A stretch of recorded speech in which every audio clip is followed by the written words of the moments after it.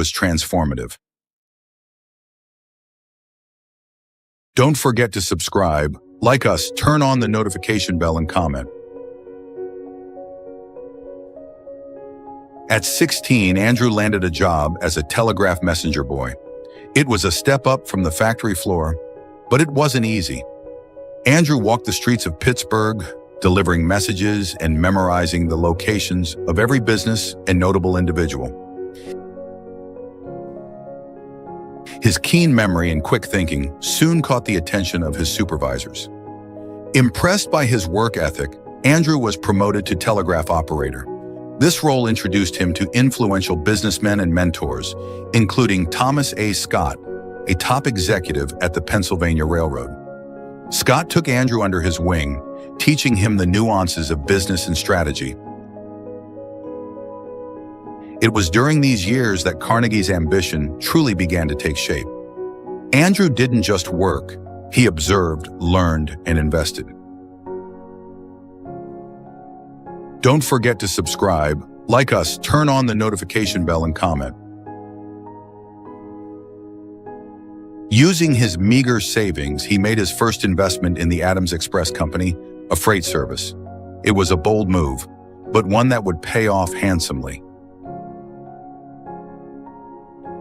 Over time, Andrew made other investments, including in the rapidly growing oil industry.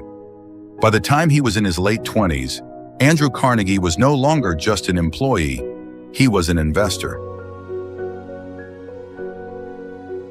In the 1870s, Andrew Carnegie made a groundbreaking decision. He entered the steel industry, an emerging field that held the promise of immense growth. Founding the Carnegie Steel Company, Andrew revolutionized steel production by adopting the Bessemer process, a method that made steel production faster and cheaper. Under Carnegie's leadership, the company grew exponentially. By the 1880s, Carnegie Steel was producing more steel than all of Great Britain. The material was used to build America. Its railroads, skyscrapers, and bridges. Carnegie's business acumen turned him into one of the wealthiest men of his time. But Andrew Carnegie wasn't just about making money. He firmly believed that a man who dies rich dies disgraced. This philosophy, which he called the gospel of wealth, emphasized the responsibility of the wealthy to give back to society, and Carnegie practiced what he preached. Don't forget to subscribe, like us, turn on the notification bell, and comment. In 1901, Carnegie sold Carnegie Steel to J.P. Morgan for $480 million, a staggering sum that made him one of the richest men in history. After the sale, Andrew turned his focus to philanthropy. Over the course of his life, he donated more than $350 million to various causes, a sum that would be worth billions today. Carnegie's philanthropic contributions were transformative.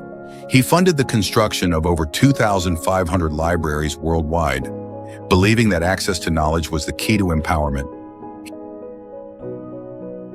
He also established Carnegie Mellon University, supported scientific research, and built Carnegie Hall, one of the most iconic music venues in the world. But Carnegie's journey wasn't without controversy. In 1892, the Homestead Strike, a violent labor dispute at one of his steel plants, tarnished his reputation. Workers protested against wage cuts, and the conflict escalated, resulting in bloodshed. While Carnegie wasn't directly involved, the incident remains a blemish on his legacy. Despite this, Carnegie remained committed to his vision of progress. He often reflected on the importance of learning from one's mistakes and using wealth as a tool for good. Andrew Carnegie passed away on August 11, 1919, at the age of 83. He left behind a legacy of innovation, philanthropy, and an enduring belief in the power of education and opportunity. His story is a testament to the idea that success is not just about personal wealth, but about the impact you leave on the world. Don't forget to subscribe, like us, turn on the notification bell, and comment. From a poor immigrant boy to a global industrialist and philanthropist, Andrew Carnegie's journey is one of resilience, vision, and generosity. It's a story that reminds us all that no matter where we start, greatness is within reach for those who dare to dream and work tirelessly to achieve it.